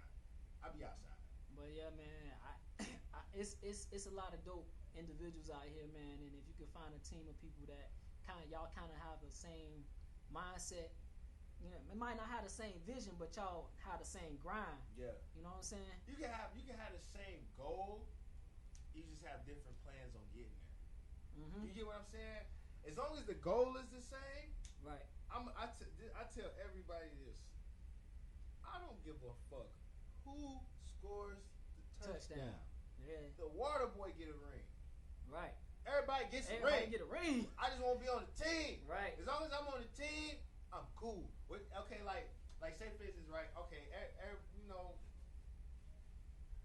Okay, if I'm the owner of the team, me and Pop co-owner of the team, right? Right. I don't give a fuck if Nestle got to play. She the quarterback. Yeah. If I gotta play left tackle, I'm playing left tackle.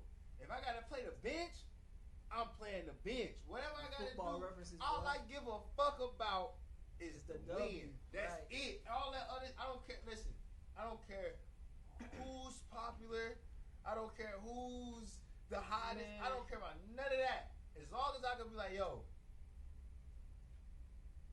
gang. G shit. I'm on the team, bro. I get artists that'll come through, man, and they I hear that, like I said, I listen to people's stuff beforehand, and I'll be like, you know what, dog? Damn, this deserves a zip up. Such and such, he'll dope. I think Will Note sound good with you. I think you should work with Neri Beats because you got that R&B sound. Like I think y'all gonna make something crazy together. Like Will Notes is one of the producers on my team. He was in the studio the other day, like a couple weeks ago, And he's like, man, I started experimenting with Afrobeat a little bit. I was like, play me the beat. And he played the beat, bro. And I was like, send it to Devato. I sent it to my boy David Lynn. I was like, listen, I ain't even ask him. I was like, listen, bro, send me the beat. I'm finna send it to David. And he's like, for real? I'm like, send me the beat. I'm finna send it to David. Send it to Devato. I sent it. David came and recorded a banger to it. And it was just like, instead of me just being like, man, I'm finna make something like that, man. It's like, man, he on my team, man. Everybody, you know what I'm saying? Everybody eat, bro. Like, on my team, and I don't even like to say my team. On the team, everybody eat. You feel me? And that's how I don't really like saying my team either. I just say the squad. Yeah. Because the squad, it's like, yeah. at the end of the day, it's like, don't nobody work for me. Everybody work with me.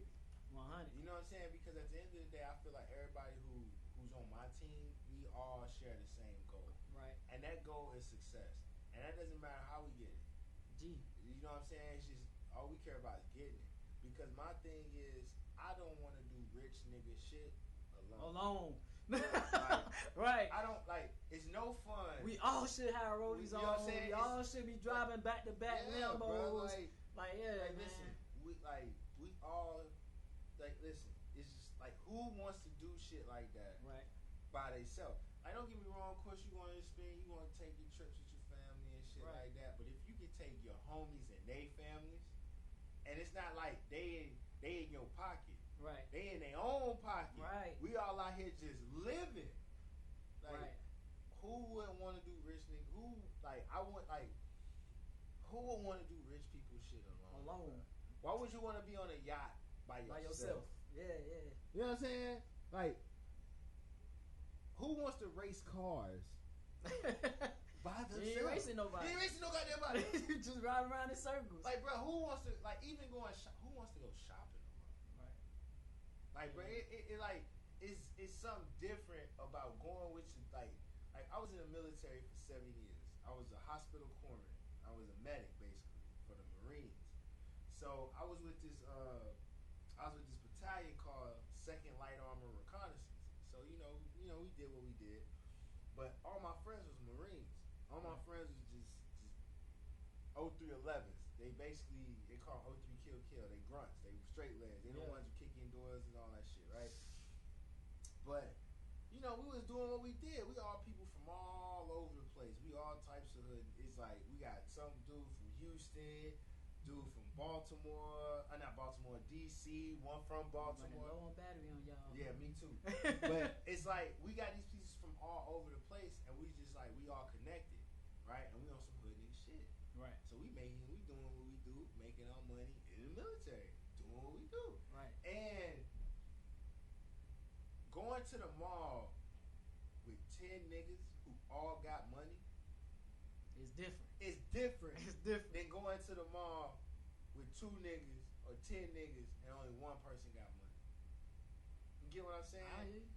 Because just the way we walked out, walking around, I never forget this saying I said to this girl was with us. She said something. She was crabbing about something. And I lifted up my bag. I said, "Bitch, you see me balling right now. Don't fuck this up for us."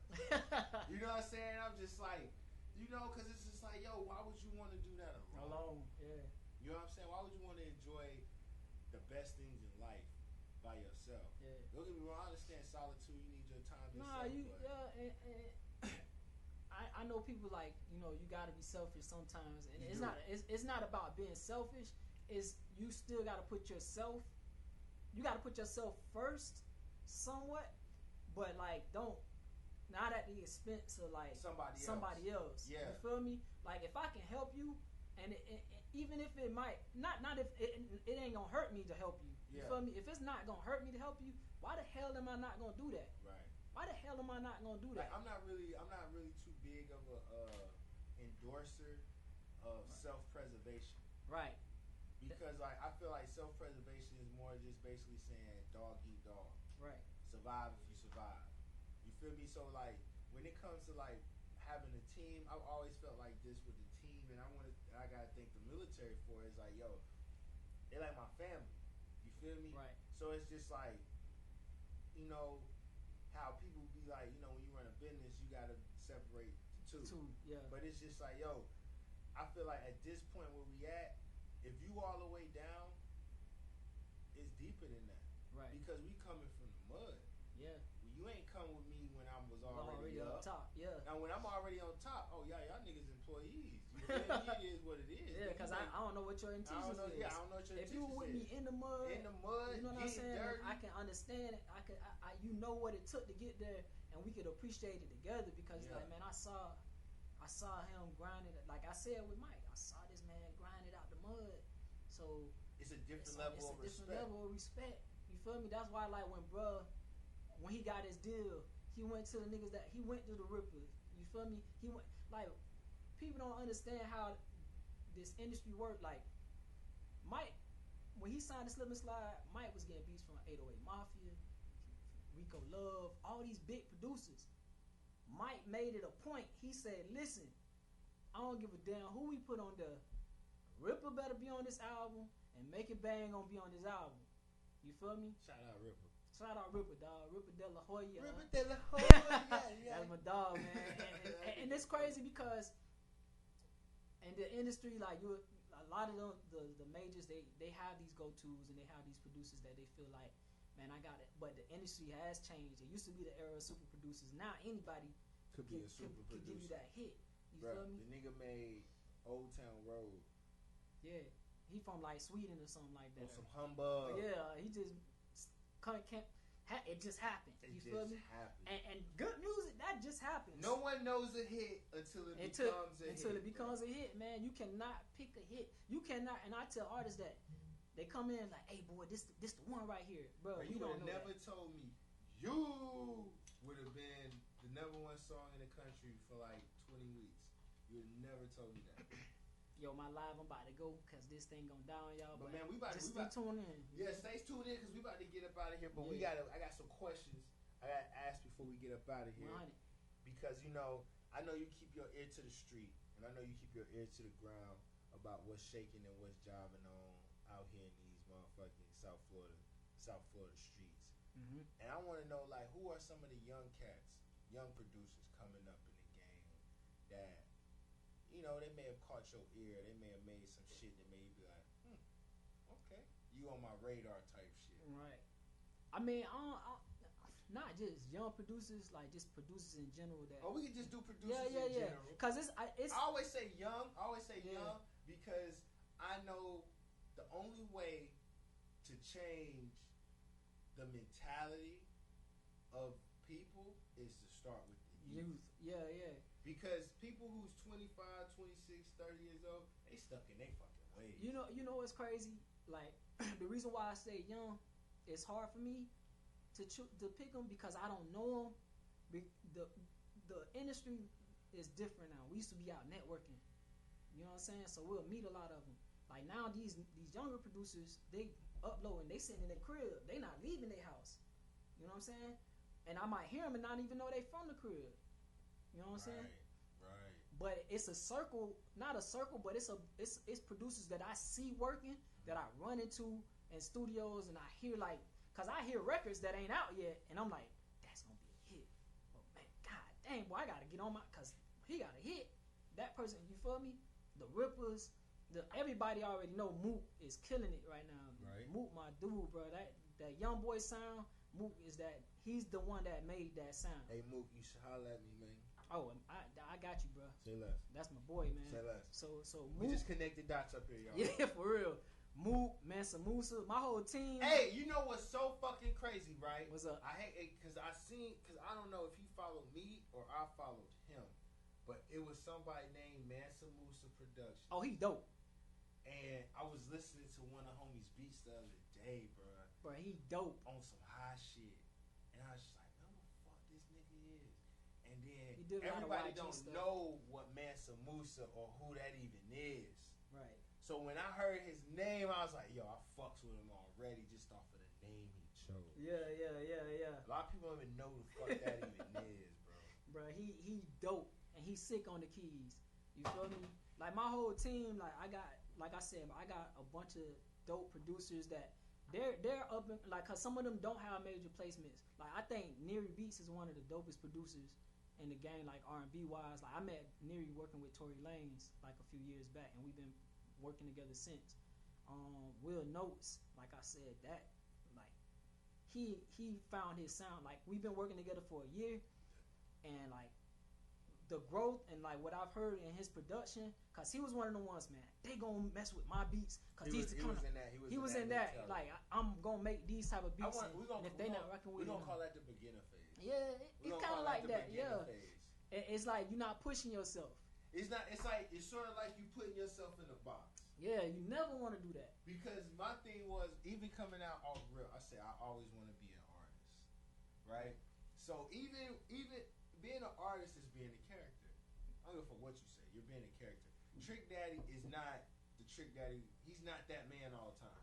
Just like Mike Smith is not the Mike Smith we hear on Wax all of the time. Right. He's a fucking family man. He got kids and all that. Yeah. So it's just like we're not that person all the time.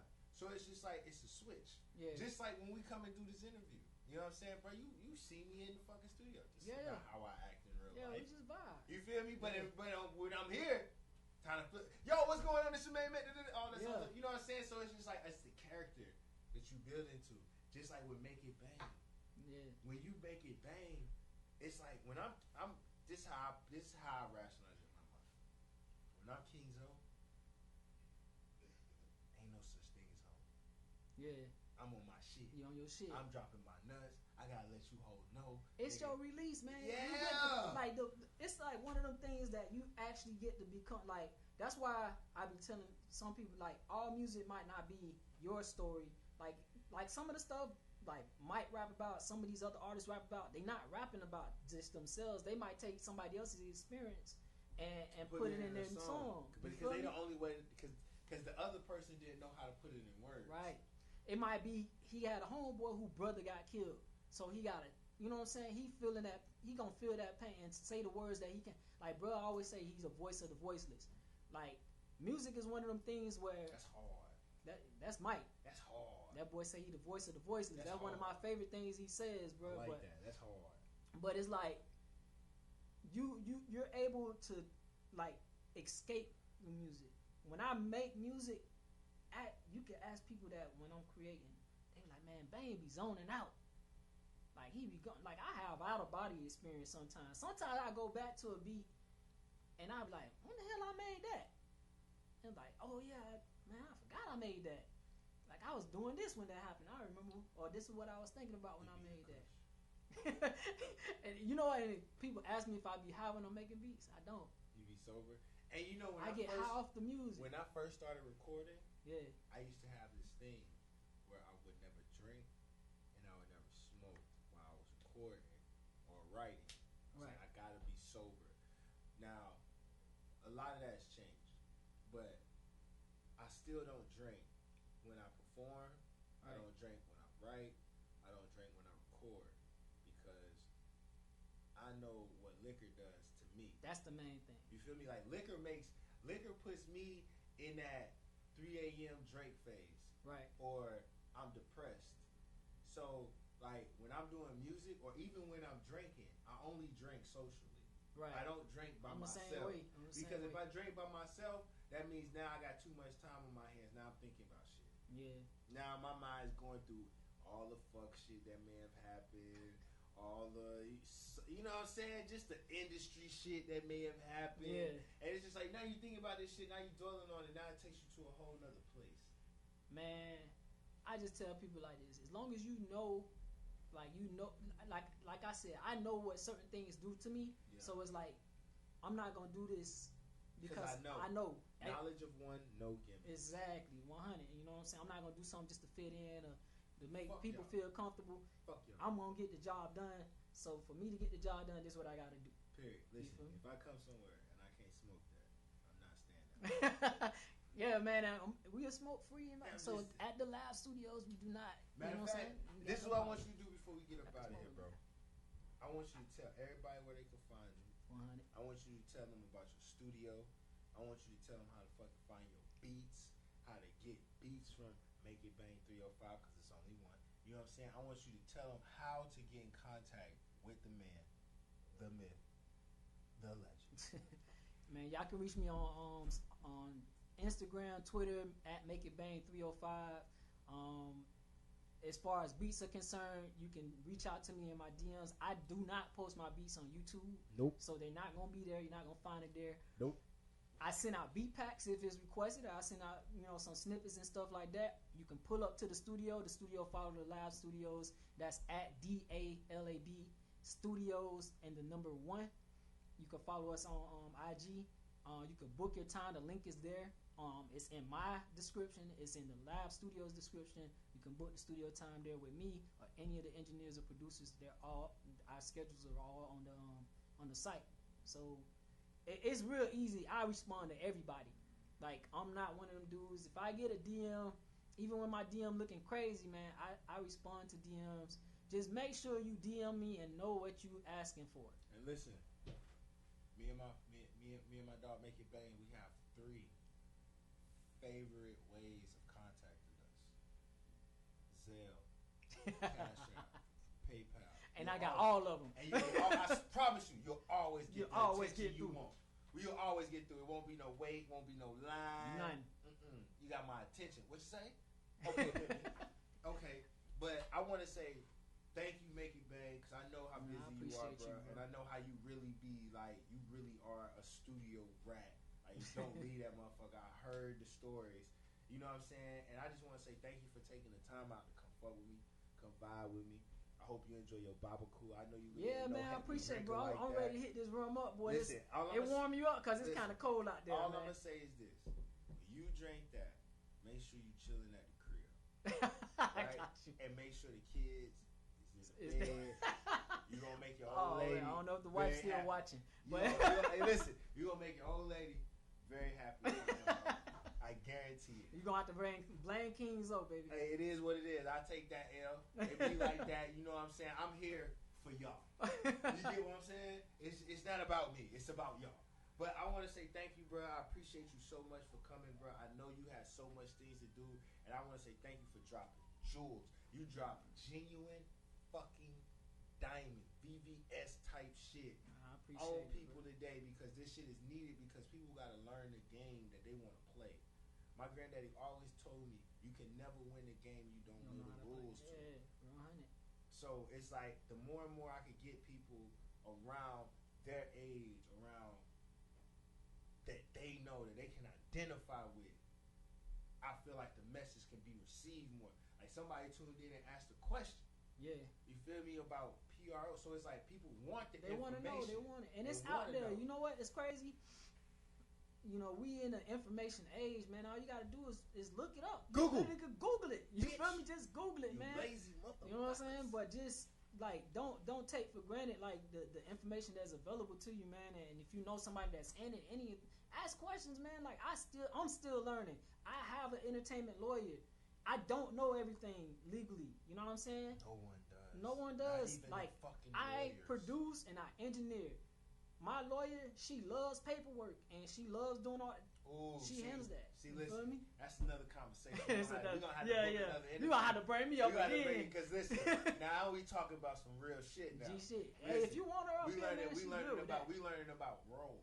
Yeah. And learning your role. Yeah. Listen, y'all. Listen. Know your role. Listen, for that show, y'all gonna have to pay. Y'all gonna have to pay double. Y'all gonna have to pay twice. Y'all gonna have to pay double. I ain't even gonna lie to you, no cap, because that's $1 million worth of game. That's probably a good Billy. That's a Billy right there worth of game. But I want to say again, thank you so much, Make It Bang, man. Thank you, bro. I appreciate it, man. I really ain't know what we were gonna talk about, but it's like I like the platform, man. I'm gonna support. Hey, listen, man, y'all gotta keep supporting King Radio, man. I'm gonna keep working them and supporting them. You know what I'm saying? Y'all just stay tuned. And the boy got bars. Man, listen, bro. He being humble. He got bars. I keep trying to tell this man, it's not about me. All right, it's about you today. Make It Bang. We finna get some work in too, though. Trust. That next Season of Revenge drop January 24th. 100. But that next tape, there will be a Make It Bang. Oh yes, sir. Most definitely, bro. But Nestle. Well, no, it's not you. It's Marcellus. Okay, hey Nestle. I need you to take me out with something funky. Something righteous. Matter of fact, independent radio station in South Florida.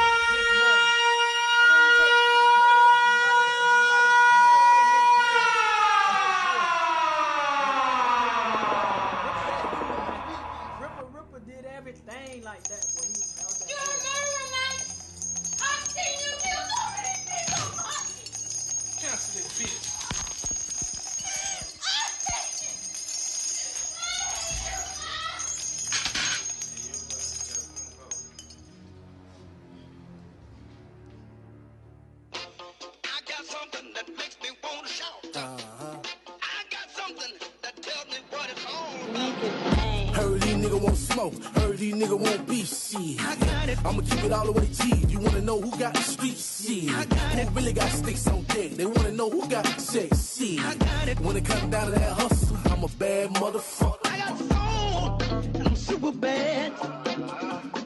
Let's smoke, let's smoke, let's smoke. Let's strap, let's stick, that pole. That grind, that muscle, that hustle. I'm a bad motherfucker. I got soul, and I'm super bad. You better know it. Oh, pussy ass nigga can't see me. Get a nigga head bust on GP. I go where the fuck I wanna go. Who the fuck want what? I wanna know. That nice got shit out the window. I'm back riding around with a stendo. Got shooters around me that love me. Keep playing this shit to get ugly. Drop a bag on your ass, nigga, trust me. I'm a big dog, nigga, you a puppy. Nigga must be smoking that flocka. Thinking they ain't got 2-3 choppers. Hey, y'all fuck nigga stripper. It's me, big dog, Mike Smith. Like that, all facts, no capper. I'm the one put the hood on the map. And I'm super bad. Heard these niggas want smoke, heard these niggas want beef, shit. I got it. I'ma keep it all the way G. You wanna know who got the street, shit. I got who really got sticks on deck? They wanna know who got the check, shit. I got it. When it comes down to that hustle, I'm a bad motherfucker. I got soul, and I'm super bad. Let's smoke, let's smoke, let's smoke. Let's strap, let's stick, that pole. That grind, that muscle, that hustle. I'm a bad motherfucker. I got soul, and I'm super bad. Do I got my swag up and my cake right? Yes. When I take off, do you see brake lights? Am I good? Am I on? Am I up, nigga? Yes. Do it look like I'm worried about a fuck, nigga? No. Do I got big guns on big guns? Yes. Am I scared to hop out and hit something? No. When I step out, people know who I'm is. Yes. If you see me with a bitch, it's a booty bed. I hopped out with a Glock and a big knot. Bust down, there's ice on my wristwatch. That stick, that stick, that stick. Nigga, you will get shot of your shit.